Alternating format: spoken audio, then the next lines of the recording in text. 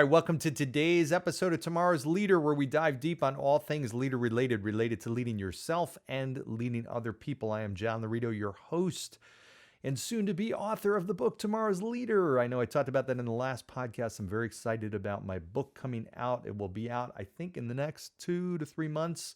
And very excited. It'll hit Amazon, online, bookstores eventually.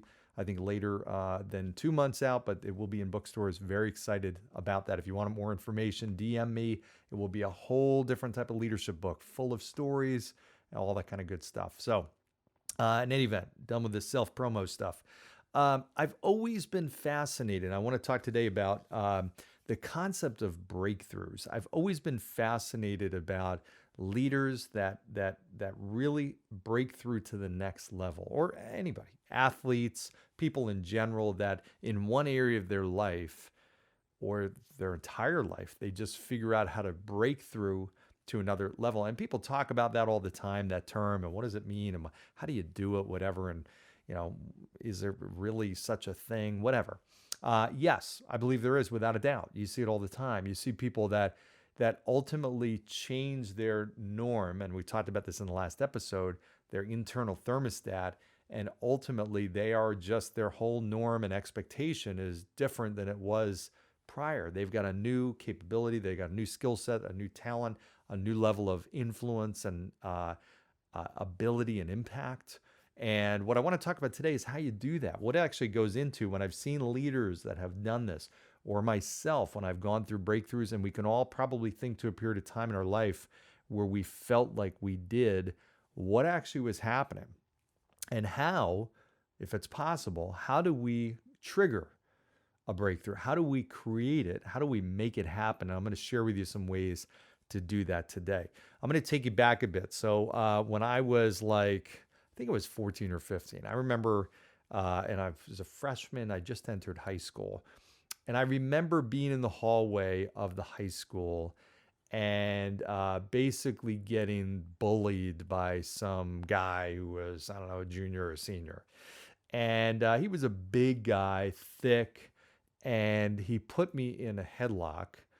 And he wasn't even it wasn't even a fight or anything like that. He just put me in a headlock kind of as a joke, I guess, or whatever. And I couldn't get out of it. I could not even budge. I couldn't even move. I was basically like his little rag doll to play around with. And I had no strength to overcome him whatsoever. And I remember finally, after turning beet red and not being able to breathe, he let me go. And I guess that would have been the moment I should have thrown a punch or done something. But I had not an ounce of muscle on my body. I had nothing. And here was this guy who looked like, a linebacker. I remember him vividly. I mean, he was just a big dude, muscular guy. And I'm like, what the? I remember I was embarrassed. I was just humiliated. I was angry. I was angry at myself for not being able to get out of the headlock and blah, blah, blah, blah, blah. And I remember going home, and I remember in my bedroom, I had this skinny length mirror, and no pun intended, coincidentally, here I was, this really skinny guy. I was 6'3". I think I was 6'3", my height now, when I was a freshman in high school. It's crazy. I know I was over 6 feet, and I was just reed thin. I was skinny, skinny, skinny. I had no muscle. Now, when I say this, I remember this like yesterday. I went to the mirror, and I held up my arm, and I flexed. And I remember squeezing as hard as I can, flexing my muscle. And I had no shirt on. I was looking at my arm, and there was nothing. When I say it wasn't even like there was a small muscle, there was no muscle. I didn't even know at that point how I managed to move my arm, because there was no sign of any muscle whatsoever in that arm. Not bicep, not tricep, nothing. It was just skin and bone. And as hard as I tried to squeeze and show muscle, there was nothing, literally. And I do remember it vividly, and I really haven't seen anything like that before. The bottom line, I, at that moment, realized I have to do something. I am not spending the rest of my life like this. Now, I will tell you, at that point in my life, I became so embarrassed of my skinny arms that I would never wear a short sleeve shirt. Honestly, for a period of time, it was a couple of years in high school where even if it was the summertime, I hated wearing short sleeve shirts. I wouldn't. I would wear a long sleeve shirt. I would do as much as as much as I could possibly avoid. I would not wear a short sleeve shirt. I hated it. Or if I did, I'd wear one that had really long sleeve shirt. It was like a half shirt, one of those baseball shirts that covered up your upper arms because I had these skinny arms. It was ridiculously painful for me to show those off because they were just embarrassing. So here I was, and I remember taking, it's funny, my son Nick has gotten very much into working out recently, which I'm thrilled. And he's packing on muscle, like he's working out. I'm like, dude, this is great, man. It took me a lot to build muscle, and he's just packing it on. But I remember, like, I just wanted to gain weight. I mean, I didn't even care if my arms were fat at that point. I didn't want them to be as skinny as they were. I ideally wanted muscle. But I remember taking weight gainer shakes. I mean, at that point, for somebody, and everybody would love to be a skinny person trying to gain weight. I think back, I'm like, wow, that must have been fun. You know what? It wasn't. It sucked. It was painful. It was painful being skinny, but it was also painful trying to eat enough to gain weight.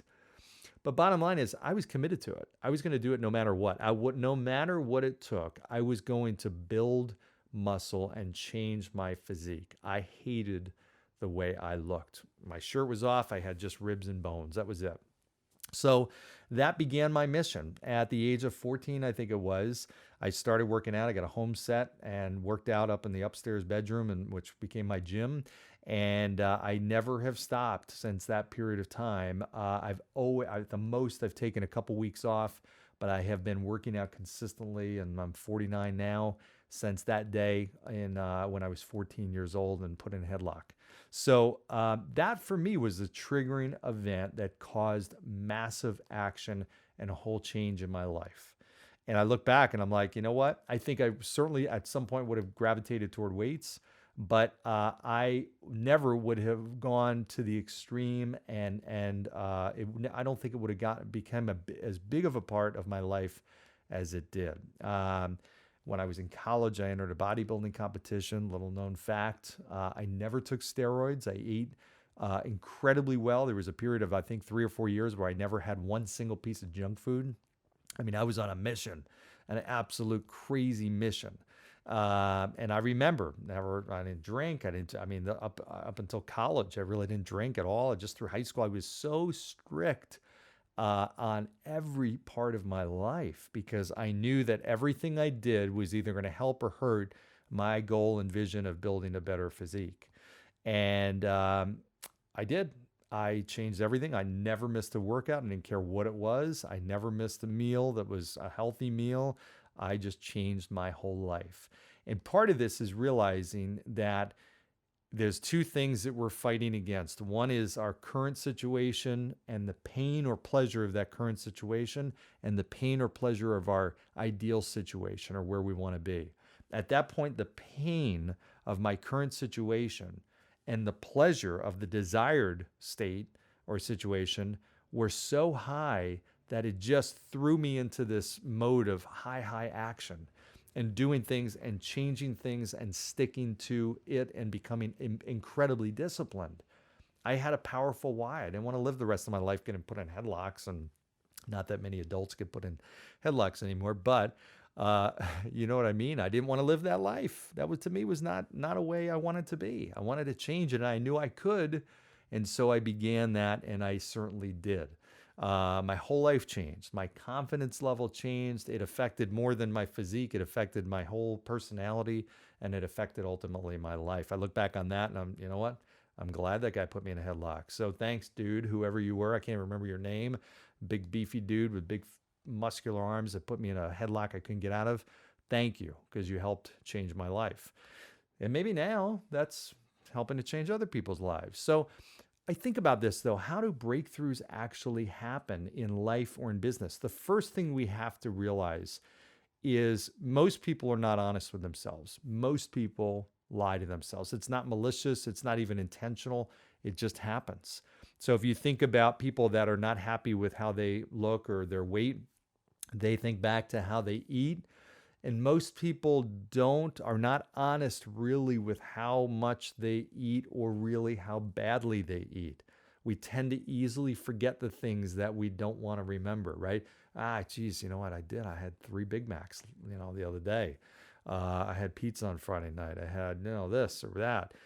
We tend not to remember that. I was a financial advisor for many years. I would work with clients that couldn't figure out where their money went. Hey, we got more month left over at the end of the money instead of money left over at the end of the month. And we'd walk through their expenses. We'd actually go through an exercise and I'd have them track their expenses for 30 days in real time. And then they'd bring it back to me. They'd be like, oh my gosh, we never knew we were spending, $1,000 a month going out to eat. We never knew it.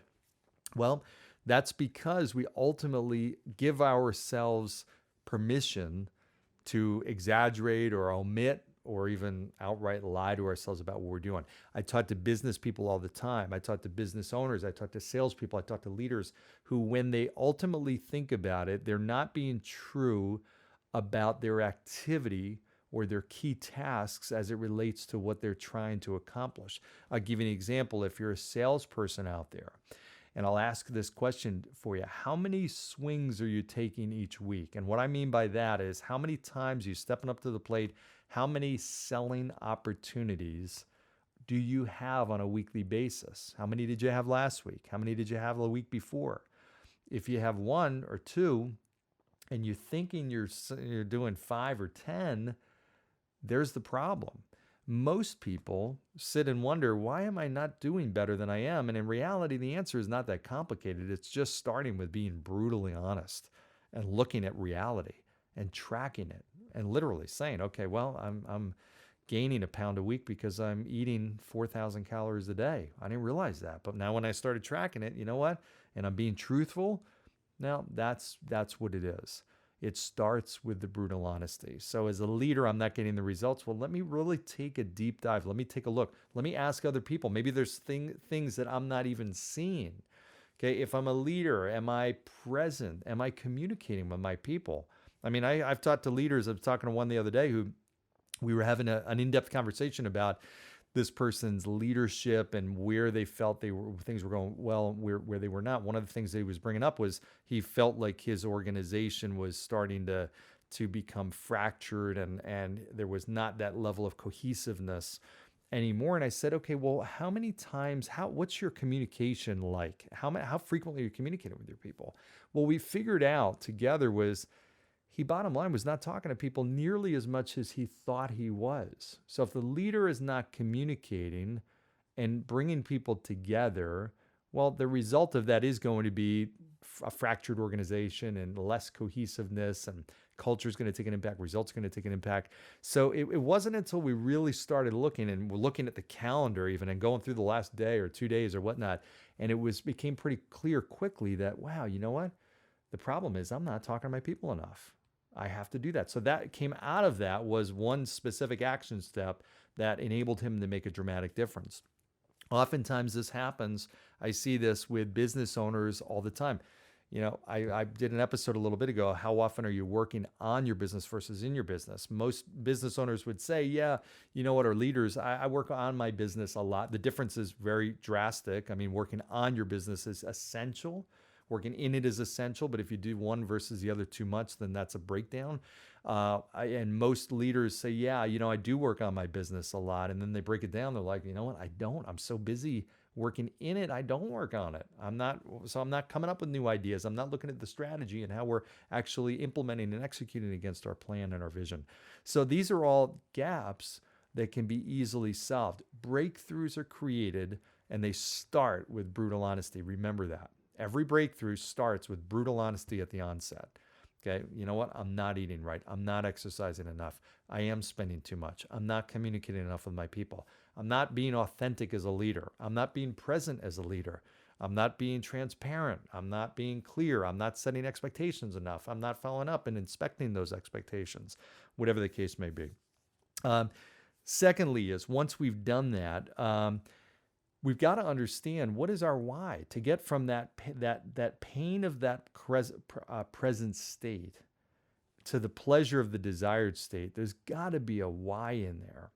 And if you can't, sometimes we find it and we think we know it, but you will know if you have it or not by how well you stick to the activities that you need to do. So if my why is not strong enough, I may say to myself, okay, yeah, you know what? I want to set 10 appointments a week and I've only been setting 3. I need to do this. I need to do this. And you commit to it verbally, but then the action doesn't happen. That's an example where your why is not strong enough. Okay, there's nothing really keeping me accountable to that. If my why is really accountable, if powerful rather, then I'm going to be able to keep myself accountable. I'm going to stay disciplined. So if it's not working, search for it. Why do I want this desired state? What happens if I don't get this desired state? What happens if I stay on my current path? What happens from a health standpoint? What happens from my business standpoint? What happens from my self-respect? What happens to the influence I have? What does this look like if I stay? You're going to hit something that's so painful potentially that causes you immediately to just wake up and you almost shudder because you think about that. I don't want that. I don't want that situation. That's like, no way. And then thinking about the desired state. If I do this, what happens? If I run that race and I get to the finish line, how do I feel? What do other people, how do my family feel? How do my kids feel if I do this marathon, whatever? If I achieve this goal, if I grow this organization, if I lead us in this direction, if I overcome this obstacle, if I lose this 15 pounds, if I build up wealth and I get my budget under control, whatever the case is, what's the pleasure of that? How am I going to feel? What's that going to open up for me? What other opportunities? What other ways might I be able to experience life that I wouldn't be able to otherwise? Sometimes those pictures are so drastically different. The why is in there, right? You just have to explore it a little bit more. So if you're trying to go down, and we're coming up on New Year's resolutions, and I know January 1st through January probably 21st, the parking lot of the gym is going to be packed. If you're in a place where the gym is open, hopefully, yes. The parking lot is packed. Everybody's in there. Everybody, because everybody wants to get in shape as a New Year's resolution. And then 3 weeks later, they quit. They stop. Well, your why is not strong enough, and you're not being honest with yourself. You start to say to yourself, well, I can do it without doing this, or I can lead my organization with less communication. I can do it. They know me. They know what's expected. And I don't need to keep drumming on them again. No, that's where great leaders become mediocre, ultimately. And that's where people ultimately start down that road of failure. That's how it happens. That's how easy it is. But ultimately, I've got to figure out my current state, the pain of that, my pleasure of the desired state, and what's the why that's going to bring those together, because that will motivate you to take the actions. For me, I didn't want to get put in headlocks, and I didn't want to be wearing long sleeve shirts for the rest of my life. I wanted to feel good about how I looked. That for me was my why. I've envisioned all the things that would come from that. Okay, I've had many breakthroughs in business where I've done that and thought through, okay, what does this look like if I stay on this path? Okay, let me be very honest with myself. And I didn't like it. One of my next episodes, I'm going to talk in depth about a personal decision that I made and a professional one, which was incredibly eye-opening and unbelievable experience. And I'm going to give you some examples of this real time. So stay tuned for one of the next episodes. So I hope this was helpful for you. And I'd love some feedback. I've gotten so much feedback recently. Thank you for everybody. I love the messages. Please keep them coming because it keeps me excited. Sometimes I talk into the camera and the microphone. You don't have a live audience. It's tough to know, does this resonate? So if it does resonate with you, if it helps you at all, please let me know. Just shoot me a message. I don't care. On Facebook, text me, email me, whatever. I'm at john@laritogroup.com. Easy. laritogroup.com. john@laritogroup.com. So I hope you found some benefit to this. Take it. Do something with it. Don't just let it sit in your brain. Do something with it. Take some action. And keep liking, subscribing, sharing, commenting. Go down below, give some feedback. Rate this show 5 stars. And thanks for your time today. Have a great one. Bye.